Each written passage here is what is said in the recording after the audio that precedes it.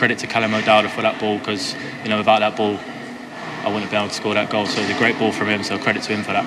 And obviously at club level you don't play up front, but you have done for the under-21s. Was it a big step up?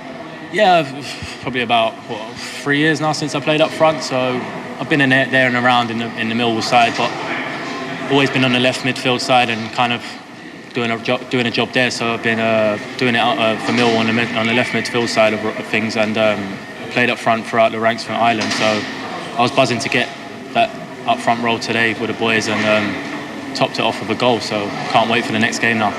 John, a lot of noise outside the camp in recent days. Do you feel like it was a bit of a siege mentality out there at times? I think as footballers, you've got to go out and you've got to train hard every day, and you've got to try and win games. And I think every footballer's the same. As soon as you step out into the pitch, there's a game of football to be won. And all our focus anyway as players was on the game in hand. And I think it showed that everybody who was selected, went out there and put a real shift in, and gave a good performance. Martin, not the win you would have hoped for, but you must feel there were plenty of positives out there tonight. Very much so, yeah. I thought that a terrific effort all told. I thought that we tried to deal with the ball, and we did. I thought we passed it very, very well indeed. Got the goal in front, and obviously disappointed to concede so late on in the game. But away from home against Poland, I thought it was a terrific effort. I think perhaps maybe a little bit of disruption really after we'd scored the goal, wanting to use some players, but delighted with the performance. In terms of Aiden O'Brien, I think he's just said that he hasn't played up front for 3 years. How well did he do tonight? I thought he was fantastic, and I've just told him there in the dressing room, considering this. No, I've watched him now. Really, when Millwall were in third tier football, way back when I started out in the job, first of all, the one thing that I knew, that he would give absolutely everything to the cause, as he does at club level all the time. Here he's gone and played up front. I thought he's tried to get hold of the ball when it was there. I thought that he is, I'm just delighted that he scored the goal particularly. I thought he was great tonight. It was quite brave of you tonight to make 6 changes from Thursday. Obviously, your hand was forced with 1 or 2 injuries, and a change of system as well. 3 centre halves. How do you think that went? I thought it went very well. And we had the 3 lads. I thought that when they got a little bit of possession and dealt with it fine, they became more comfortable during the course of the game, and we dealt with it pretty well. As you said, hand was forced, perhaps maybe for 1 or 2 injuries that we sustained, including our brilliant captain. But really pleased with it. Really pleased that I thought we were brave on the ball, which was good, and it's what I've been hoping for really since for quite some time. And that defensive system you put out tonight, is that a way forward? Is that something you want to see in the future, maybe? Well, I think that what you have to be, I think in this particular game, I think you have to be adaptable. And I think now that tonight, for instance, if whatever system we play in the following month, I think the players now start to become comfortable with it. So if you have to change during the course of the game, I feel as if they've done it at international level, and they'll feel much more comfortable during the course of it if we have to change during the course of the match. And how do you sum up the 9 days now after this good result? Naturally disappointed, obviously. Disappointed to be beaten by Wales. Disappointed, of course. And that hangs over for a while, and all sorts of things it seemed to magnify as well too. Tonight, I thought it was a really brilliant effort by the players. And do you know what? Now we'll set forward now for the 2 games next month. Obviously, big matches ahead, but tonight was great, and just disappointed that we didn't see it through. And when you sit down to write your squad in October, is the dream that you'll have the likes of Arta, Rice, and maybe 1 or 2 of those injured players to call upon? That would be nice. That would, in an ideal world, that would be really terrific. And I think that we would be hoping if that's the case. It may not be, and I'm not so sure the last time that we had a full squad to pick from. The guy, I think we're ready to go. Confidence there in the dressing room restored, which was great. Now ready for the games. So that was Martin O'Neill. Dan McDonnell from the Irish Independent was watching on. Hello, Dan. Hi, Joe. How are things? Good. So a decent performance and a decent result, and it just poured a little bit, I said to Kenny Cunningham, a little bit of coolant on the situation, because a bad hammering would have ramped everything up again. What did you make of the performance? Yeah, no, I do agree with that assessment. I think the only thing that could have dramatically changed, not changed, sort of enhanced the feeling around the team would have been a thrashing. We would have been sort of in crisis mode again today, whereas there's a bit more food for thought now, a bit more reasons to be somewhat encouraged, but I am sort of wary of thinking about these things in great detail. I mean, Ireland didn't win the game, but the last Ireland away friendly win was a 4-0 win under Steve Staunton in August 2007, and that didn't matter anything when he was sort of getting the bullet 2 months later. So, these friendly results, as encouraging as they are in terms of maybe realising that we have some players that haven't been playing who could maybe offer us a service, and we have some players like maybe Aiden O'Brien, for example, and people like this who will offer something over the next 5, 6, 7, 8 years. But in terms of the short term, I don't know if it dramatically changes things in any way or really changes things at all in terms of the stakes around the games next month. But I suppose just for everyone to take a deep breath, and we have issues to resolve that are very well documented in terms of personnel and Rice and Harrietta and so on. And at least now they can probably do that in a small bit of peace compared to what might have been the scenario if they'd been done 4 or 5-0 or comprehensively beaten, whatever the scoreline was. Yeah, because if that had happened, then it would have been a post-match press conference where the accusation would have been put to O'Neill, well, frankly, it seems like you may have lost the players, or that something has broken here between management and players. And therefore O'Neill could sit there and say, well, look at the performance. This was still a very enthusiastic, committed, unified display from the team, and you all need to calm down a little bit now. Yeah, I think you could even sense in his demeanour afterwards when he came in, although he did actually neglect to mention in the main press conference that Seamus Coleman's injury might be more serious than we thought, and that is a major concern. But beyond that, his demeanour was a bit, pretty much summing up what you've said. I think that, and in fairness, I mean, his demeanour on the pre-match press conference when the Stephen Ward WhatsApp audio and all that was going on, he actually, he wasn't touchy really about it at all, or certainly I don't know if that came across in audio, but in person that really wasn't the case. But still, generally after the games when his team have been beaten, he can be a bit, I guess, a little bit wired or a bit sort of prickly, as people who've watched post-match TV interviews can see. I think there was a more serene feeling around the place last night because his group had shown him something. Yeah. And I think after a week together and a bit of a training camp in Wales after the game in Wales, you needed to see some sense last night that maybe they've been working on stuff over the last few days, or maybe he just put players in the right positions and they weren't working on a huge amount. We don't know. But certainly the performance was a lot healthier than what we saw in Cardiff.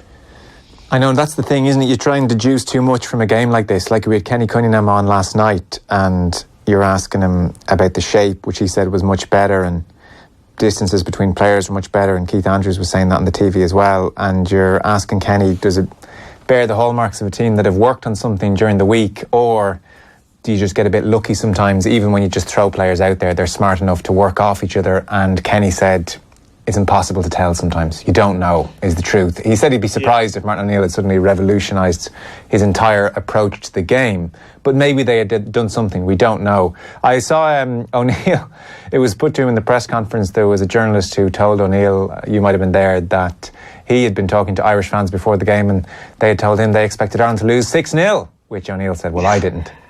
Yeah, that was actually the opening gambit. So just as he came in, possibly in reasonably good form, thinking, well, the presser isn't going to be too bad today anyway. The first question is a local lad sort of pouring scorn on him. And the thing about that is, and I know from sort of recent interviews with Martin O'Neill, I think it would be a view that he would have, that I think he still probably does feel that a lot of supporters are still with him. And I guess, partially that is because he doesn't live here, in the sense that he doesn't necessarily interact with people every day. And I think Trapattoni used to say something similar as well, that every time he'd meet someone on the plane or in an airport or at an event, they'd all be perfectly nice and friendly and tell him he's doing a great job. Whereas obviously, and we know from sort of interaction with fans and I guess from messages and stuff that you get in, and there's just quite a bit of dissatisfaction out there. So it was sort of interesting that I think actually it's the first time it's really been put to him that that this is the mood of sort of resigned feelings amongst certain fans. So he was a bit taken aback by that, but happy to say, well they were wrong. they were wrong. Yeah. And that was the way. But I guess he'll have first-hand feedback next month when you've got 2 games in Dublin, and really you just keep coming back to that. I mean, the sort of the soundtrack of the final whistle after both games, they'll tell you how the public are feeling. Yeah. And not to suggest that suddenly 3 at the back is going to solve all our ills, and even O'Neill in his post-match comments didn't say, oh, it's suddenly here to stay, and that we've stumbled upon the winning formula now. I mean, it certainly probably suited the players we had out on the pitch last night. When you were there, and obviously you're there in Cardiff, I presume there was a dramatic feeling of a drop in pace of the game in comparison to what we saw in Cardiff, and yet you have to judge everything we saw, including players getting on the ball at times, through that prism. Oh yeah, absolutely. I mean, the pace in the first half was very pedestrian, and Poland just simply weren't pressing really Ireland that much. But at the same time, I mean, it's one of these things, our players just can't play. You obviously see even when they get the half second or second more that they can play, and some of them really can play, and you'd like to see it. I mean, there is an argument sometimes that when it comes to international football that we obsess sometimes over what players, what level players play at and where they are in the English ladder and how they're judged by the English ladder. And yet sometimes we would play against small nations with players whose clubs, there aren't really a great clubs, say. And you see players stroking the ball about and they're possibly suited to international football. Now, you see someone like Sean Williams, who's actually, I mean, sort of people who say League of Ireland people and would have seen Sean Williams play for years, and he's a real sort of late bloomer. But his style of play has always been the style of play that he played last night. That's what Sean Williams is. He looks for the ball. He sort of keeps it moving. He does the simple things reasonably well. And in that system where you have an extra central midfielder, someone like that is useful. Now, Sean Williams come on in Cardiff last week. He did score a goal. There was also times when he was caught once or twice in possession by Welsh sort of energy in a proper match. So you can't just look at last night and go, well, then he's definitely the answer. He should play. But it does show that there are times and there are games where if we actually want to, control the game and have a bit more time on the ball, then look to involve players who are really suited to that. And I think sometimes if you have, and they have their other qualities, but if you have, say, David Meyler as a holding role player who's been very good for Ireland in games when you're closing down and so on, but he's not someone who's going to, say, dictate your use of possession in the way that Sean Williams will. And you do wonder for certain games, when particularly at home in the Aviva, when we want to keep the ball a bit better against the Georgia or whoever it might be, then why don't you? I mean, this is what we should be looking at: players who are very comfortable with that style of play. And I think maybe we'll see. I mean, I still believe ultimately that next month we'll play Wales and Denmark, and I think we could probably pick a lot of the side now. Yeah. But still, for the likes of Williams and Aiden O'Brien and stuff, it showed that they have something to offer. Yeah, so let's talk about Aiden O'Brien then, the goal scorer, 24 years old, playing at Millwall. Often stuck out wide as opposed to being the out-and-out goal scorer he says himself that he is. He took his goal very well, but more than that, I mean, his general play, his hold-up play. I mean, so often you see really poor hold-up play, even from the very best strikers. At times you're looking at Lukaku and thinking there is no reason why you shouldn't be able to trap that ball and lay it off. And O'Brien did that really well, I thought, last night, for someone who maybe doesn't always play at club level in that kind of position. Like, clever and a bit of strength and making sure his touch was good and he was finding a man with his next ball. Really good performance. Yeah, he did well. I don't get to see the Irish under-21 team that much because generally the games clash. But a couple of times, a couple of years back, I got to see them, and it's a bit like sort of it's in keeping with our situation now. That Ireland often played with one through the middle, and it was Aiden O'Brien because there was limited options in the rest of the squad. So while at club level he's played a lot of football for Millwall, and it's generally, as you say, it's out wide or sometimes behind the striker. Actually, with the Irish international side, he's often been asked to play in that sort of something similar to that position, and he is technically very capable, but he also has that sort of bit of strength, and it looks to have strengthened up. I mean, I was just doing a piece on him for tomorrow's paper. You look at his stats. I mean, in successive seasons at League One level, sort of 2015, 16, and the next season, he played over 50 games. He's played a lot of first team football. And he also, when he was younger, he had loan spells in the non-league and so on. So he's probably able to look after himself. But he's also always been a player that technically is quite skillful. And, sometimes just stars align at the right time. I mean, we don't have strikers, at the moment. Our first 4 strikers are probably Long, Walters, you could argue Shawnee Maguire and Scott Hogan, and none of them are fit at the moment. Yeah. And the strikers that were here aren't necessarily out and out strikers by trade at their club, but it may well be that this is just what Aiden O'Brien does for Ireland. And of all the ones that you say to me, could I see him getting on the pitch next month? Well, because he's a striker by his very nature, there's a possibility he might. Could just throw him on for 25 minutes and see what he can do, because he has started every game for Millwall this season. He hasn't finished any of them, but he started them. So he's playing more club football than some of the alternatives. Well, it's true. And I don't know if you know this, Dan, but Johnny Walters doesn't actually train every day. So I believe, yeah. There was a bit of a schmozzle around that, I hear. Well, it's a small, we don't need to dwell on it, but durability mightn't be his strong suit. Very understanding camp around that, though, so I'm sure it's been well managed. Yeah. On all that, I don't know when I last spoke to you. I suppose it was last week. I'm trying to think. It was certainly, if we talk about this saga in terms of pre and post Stephen Ward WhatsApp gate, then certainly it's pre Stephen Ward WhatsApp gate that I have spoken to you last. What a weird week to be covering Irish football. So from Thursday on, the result in Cardiff and this whole mess, and then the unfortunate Stephen Ward WhatsApp situation. How have you found it, like the press conferences, the body language, just the general mood up until last night? Yeah, I think Monday was one of the strangest days. I don't know, I'm 12, 13 years. I've done every Ireland game in that time. So I'm probably on the beat a fair while now. But I still think Monday was one of the strangest ones, really. Just purely in terms of, you come away to Poland for an international friendly, which is, it's sort of, that is, look up sort of meaningless in the dictionary, and an Ireland friendly with Poland seems like, there's a chance it would be there. And yet, when this, I'm sure a lot of people listening to this can relate to this, of a certain age, if you're in WhatsApp groups, you start getting this message going around. And I think, how can this be happening? There's always a circus around Roy Keane. Roy Keane, since he's come on the scene, it's you don't have to go that long without the next big Roy Keane blow up or story. But this one was amazing. And then naturally there's a big debate over, what do we do with this? And are the Irish management team going to address it? Are they going to come in and say, almost knock the ball into everyone's court by saying, listen, we don't know, we can't comment on this, or whatever, try to deny it, or to claim that it's not him, or some version of the same, which it tries to diffuse it, but that would have built it up. When they came out and started answering questions head on about it, and then introducing the fact, well, actually, David Moyler's here. I had a row with him as well. And then, as it turns out, Moyler didn't even play in the game. So I can only assume he was only brought along to the press conference for that purpose. Yeah. I didn't start the game, sorry. In a bizarre way, it was almost like if the press conference had gone on for 10 more minutes, they would have answered any question about the topic. And it was clearly a case of, listen, we can't defend this one as such. It happened.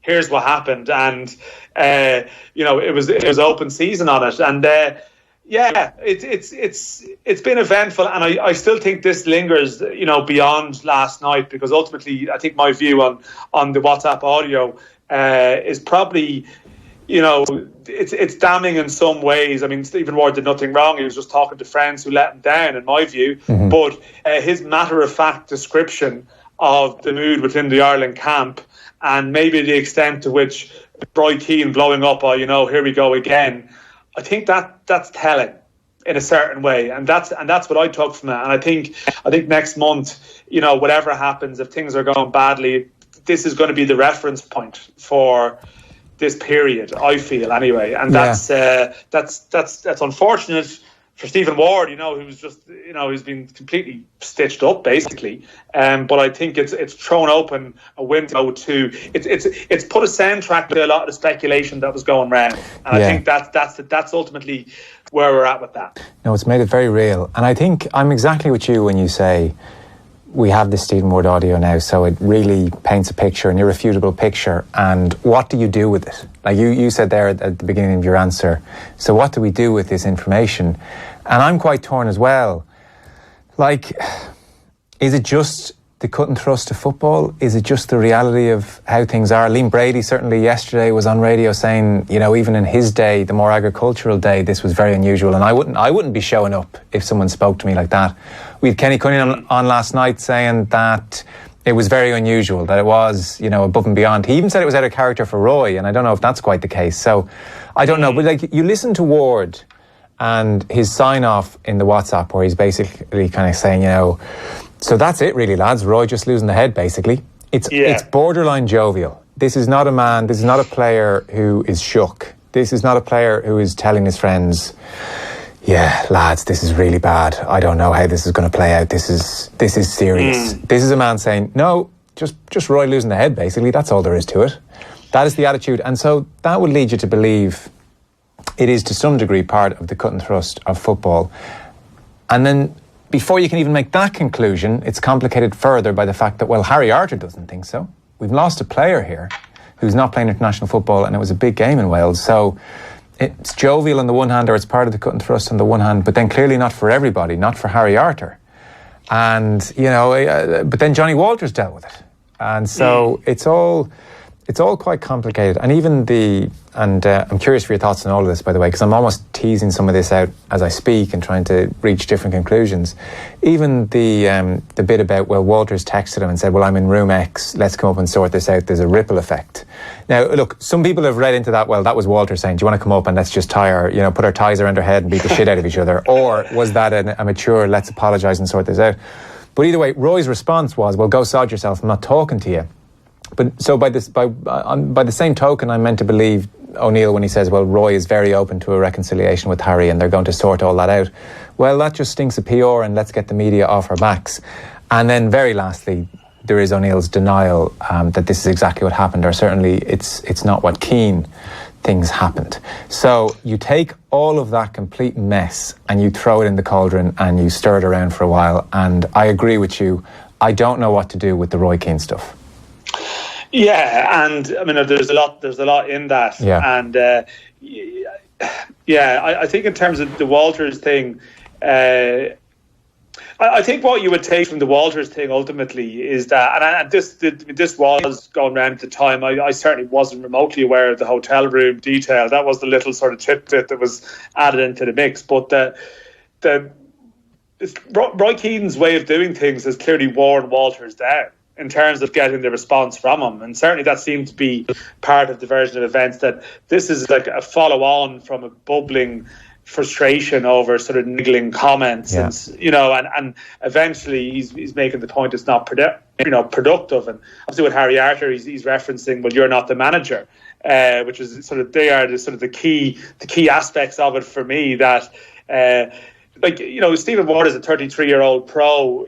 John Walters is older. He's very experienced, and as you mentioned, it's the cut and thrust of football, and they've seen a lot. And I don't know. Maybe there's a WhatsApp group with like new members of the Ireland squad who were in their early 20s who maybe mightn't fraternise with old, say old teammates of Keane, say, and be aware of a certain perception of him or whatever it might be. And they might still be in awe of Roy Keane, and they might still be terrified when he goes off on one, and they might, and I mean, Harry Arter to an extent has gone that way. But it's more like a certain element of indifference towards it, that you're thinking, he's ultimately there to be the number two. Like, he was there, the force of his character and personality was going to enhance whatever Martin O'Neill brings to the job. And Roy Keane was like this inspirational figure that, like 6-7 years ago, if you asked any sort of young footballer the stock question, and maybe even still now, well, an Irish footballer, who was your hero growing up? It'd be Roy Keane 9 times out of 10. Whereas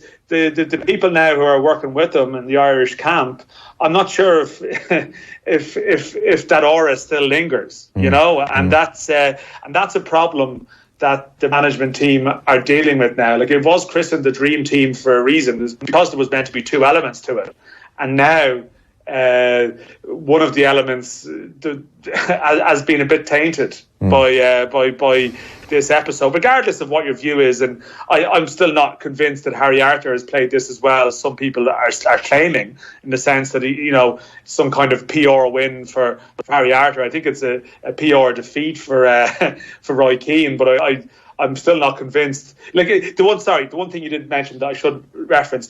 Yeah, the whole thing about the reconciliation with Arthur is very reactive, considering that this actually happened 4 months ago, and you can't forget that. Yeah. So if there was a real sincerity about that, or maybe Keane at the time just didn't realise how serious this was until Arthur signed out of duty 2 weeks ago, whatever. Yeah, that's the part that doesn't wash. You know, that if they really thought that this was worth reconciling, that would have been done. And when he was named in the squad in August, there would have been nothing like this coming down tracks. Are there any whispers on Declan Rice? Is there going to be white smoke soon? Well, there have been stories going around last week, but no, you know, I think speculative would be the fair description. And I think what's interesting is that there's been nothing really coming out from, say, the Declan Rice camp as such, you know, in any publication really, in the sense of it was quite useful when Jack Grealish's dad would go on the Alan Brazil show and talk about absolutely. Listen, would help things, I felt. Yeah, no, he certainly was. He embarked upon a rigorous interview tour, and he's doing after dinner speeches now in Birmingham. On the back He was always very helpful. Yeah, I think also, I mean, we do know. I think that Declan Rice's father does actually want Declan Rice to play for Ireland, so that is a boost. I mean, it was more so in Cardiff that it almost feels like events they haven't quite moved on, because Declan Rice is still, I think, the player that they want back more than anything. Yeah, I think they'll take or leave Harry Arthur, but they really want Declan Rice back. But the vibes were in Cardiff with Seamus Coleman's statement and just general word around the place that actually they were feeling a bit more confident. But we're waiting for that to come to fruition. I think at one point, what I would say is that at one stage, it felt like the deadline, and O'Neill had said this at the outset, that he wanted to know before the Euro qualifier started in March. I think this whole thing has been brought forward way, much closer to from now, because I think Rice and West Ham and people, they know that this is hanging over him completely. So I think we should know before the 2 games next month, and it's possible we might know this week. But I'm not sitting here now waiting for something coming ASAP. But before the week is out, we could well know. Okay. Dan, stay with us. Back in a second.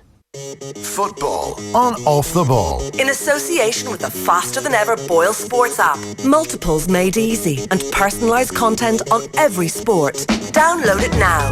Boyle Sports. Time to play. This winter, escape to the beach in Agadir. Enjoy thrilling water sports and play golf on the cliff tops overlooking the ocean. Fly from Dublin Airport to Agadir with Air Arabia Morocco, starting from only €69 one way including taxes. Book until September 30th, 2018 and fly until March 29th, 2019. Reserve your ticket now at airarabia.com or call us on 01 513 3700. Air Arabia Morocco. Fly more. Terms and conditions apply. You don't have to be a genius to find the best deals in tiles, bathrooms and wood. Just get to Tile Style for up to 50% off tiles, 25% off bathrooms and stone, plus massive reductions on wood flooring. Tile Style, retail excellence, home interior store of the year at Ballymount Retail Centre. See tilestyle.ie. Terms and conditions apply. Easy parking with Easy Trip. Now available at Dundrum Town Centre. So you can now use your toll tags to park in our car parks. Simply register at easytrip.ie/parking. Easy parking with Easy Trip.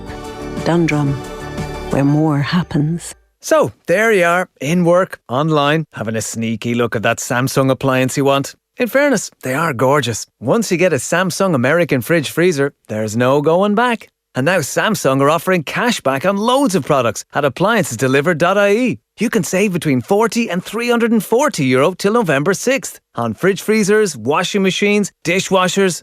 Sketch, boss is coming. T's and C's apply. Check out the Samsung cashback offer at appliancesdelivered.ie. It's time to get your hands on the highly anticipated new Audi A6. Because during the Audi exclusive test drive event from the 17th to the 29th of September, you'll be the first to preview the latest Audi luxury range. So whatever your driving desire, there's an Audi just for you. Visit Audi.ie and book your exclusive test drive today. Audi, Vorsprung durch Technik.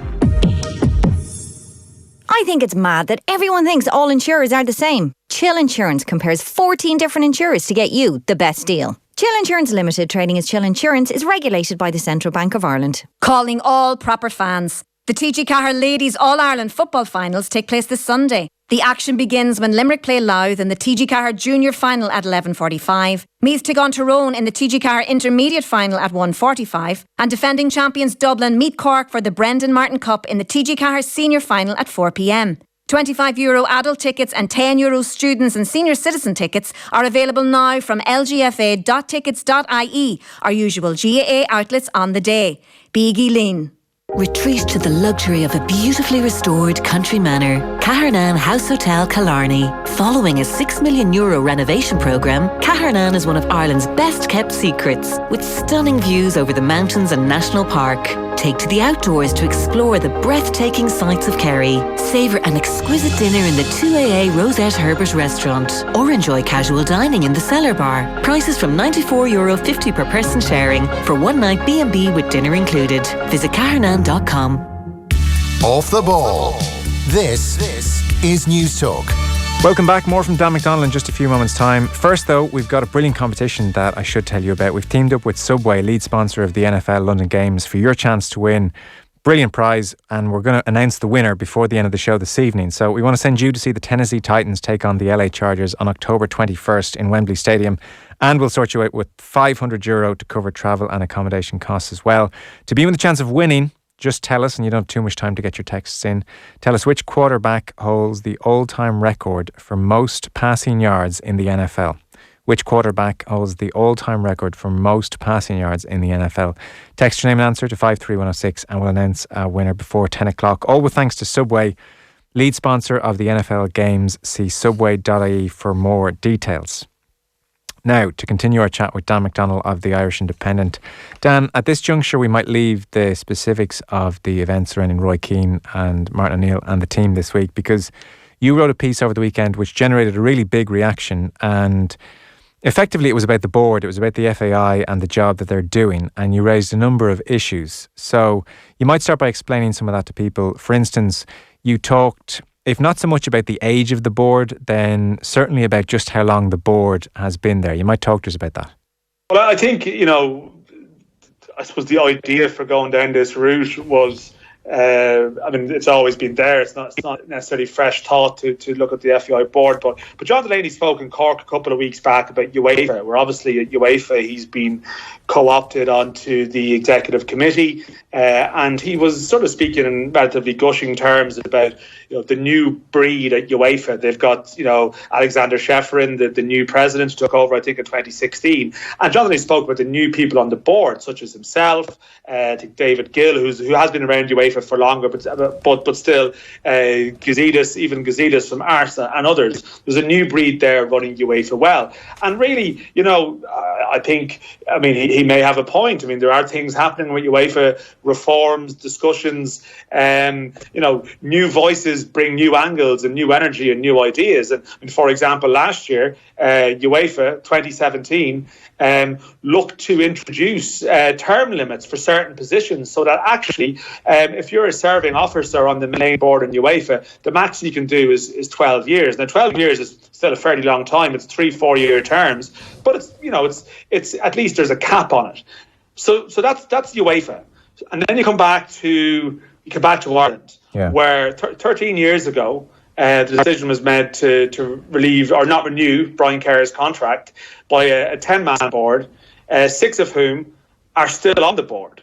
And the only changes that have really happened in the intervening period were caused by the one place where there is firm limits is with regard to the president and the vice president, who have to do certain terms. So the changes on the board have basically been caused by people who were elsewhere on the board moving up to become president and vice president, and then moving off, and a couple of members of the board have sadly passed away in this time, and they have been the drivers for change on the board until Niamh O'Donoghue was added last year as an 11th member and a female presence. But otherwise, it's just been the same. And talking 2 years ago, because you look at the FAI rules, they're online, people can read them if they want to, which they probably won't, but it is there, that well, actually, in recent years, the FEI Council, who make the decisions, they put members forward for election onto the board. They raised the age limit for that from 70 up to 75, and also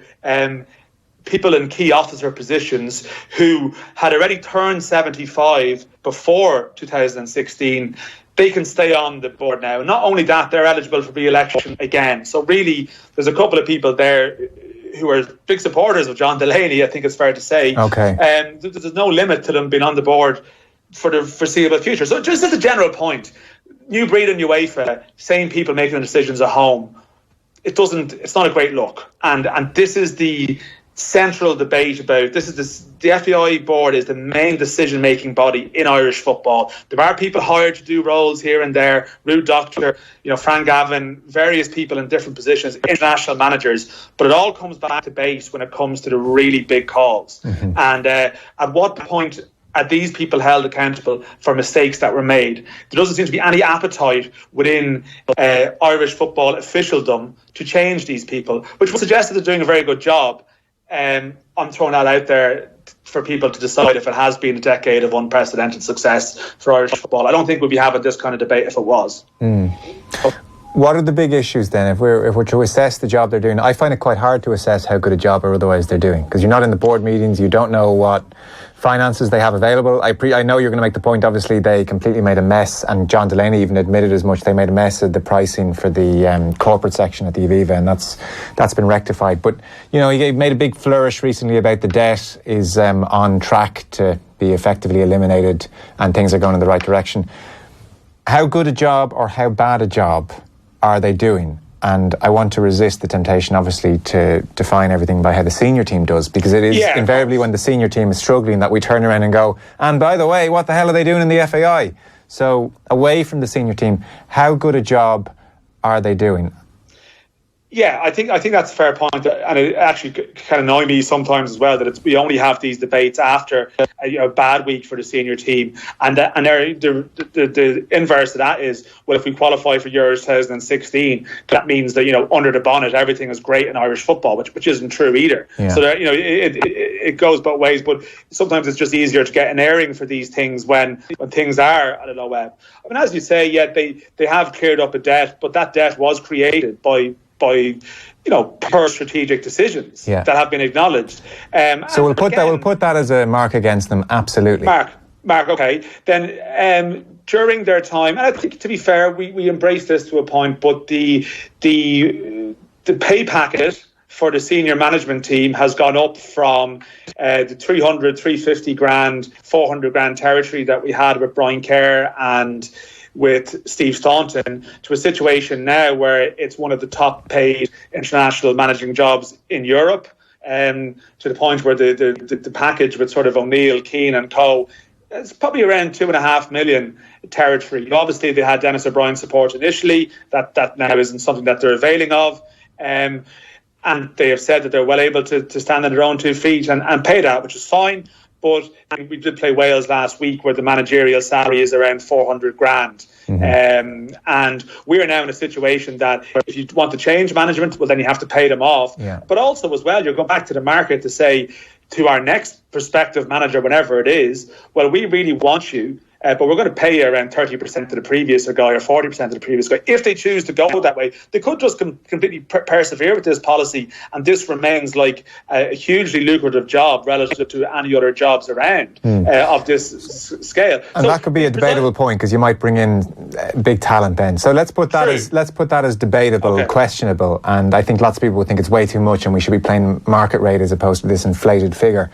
So what else then? Because for so many years it was when Delaney had put his tie around his head and lose his shoes, or buy a round of drinks and look to be fairly jovial himself, and we'd say or caught singing rebel songs in the pub, this kind of stuff, and the Guardian would write an op-ed and they'd say, geez, your man running the FAI is a bit mad. But he's calmed down. He's not doing that so much in latter years. So what are we judging them on? Because I absolutely take your very good points about the lack of regeneration at board level, and these are the key decision makers.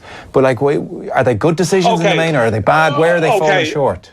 Okay. And I mean, as I said, like some of the Delaney stuff that you refer there, to me, I mean, at times it was very much worthy of serious comment. Yeah. But I always felt that it's more policy decisions rather than personal ones. Yeah. That, are the nub, and that's what sort of what energised me. Well, there was a merger. They took over the running of the League of Ireland in 2007. They are now sort of clearing the path, I guess, to hand that over to a semi-structure between the clubs and the FAI sort of 12 years on. Has the League of Ireland been revolutionised in the course of 12 years? I think we can see the evidence of that. The answer is definitely no. Yeah.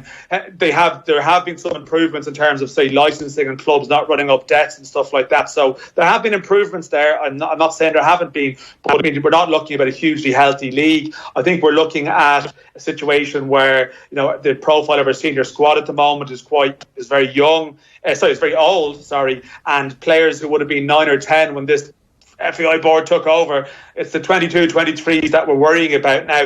They have made changes. The national underage leagues have been brought in. I think that there's probably some good decisions being made there.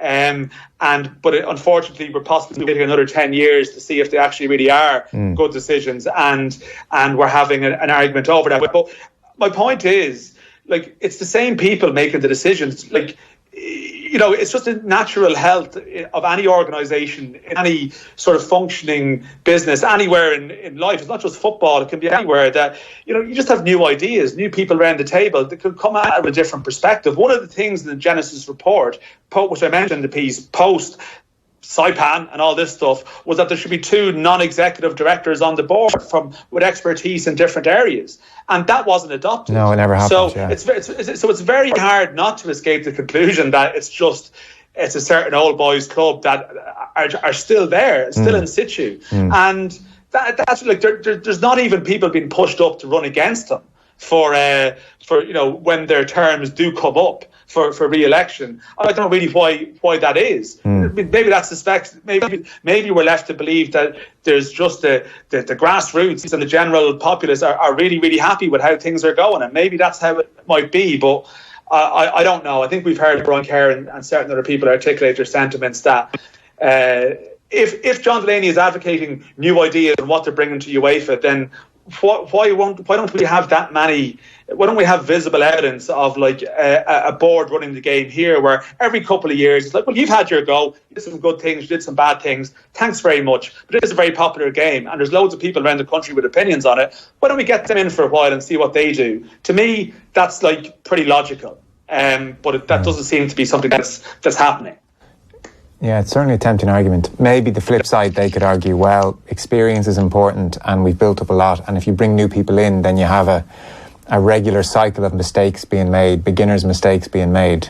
But they're but some of the mistakes that are being made now are repetitive mistakes. Like, it's possible that, I don't mean a regular cycle of mistakes. If it's possible that we've retained a management team for one campaign too many, like we've had this before during the cycle. Yeah. So I don't really buy that. I see your point in terms of the counterpoint, and there will always be a counterpoint.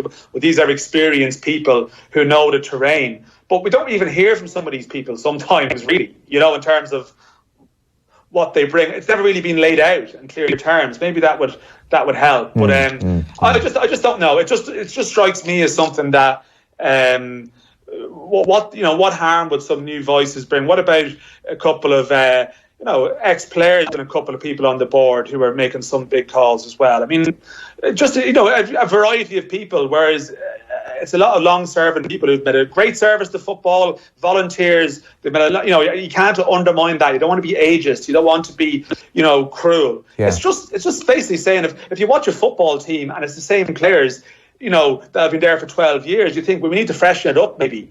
And it's really just the same logic being applied to this, because as I said, it hasn't been a glorious period.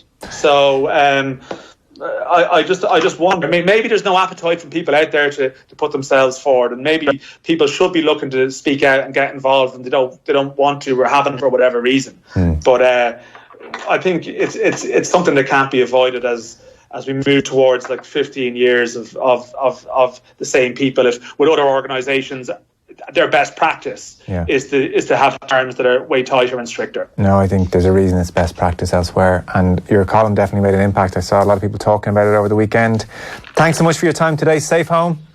Thanks. Cheers, Joe. Talk to you soon. Off the Ball on News Talk. You won't remember defrosting the freezer, but the chilling case of the runaway witch will stay with you forever.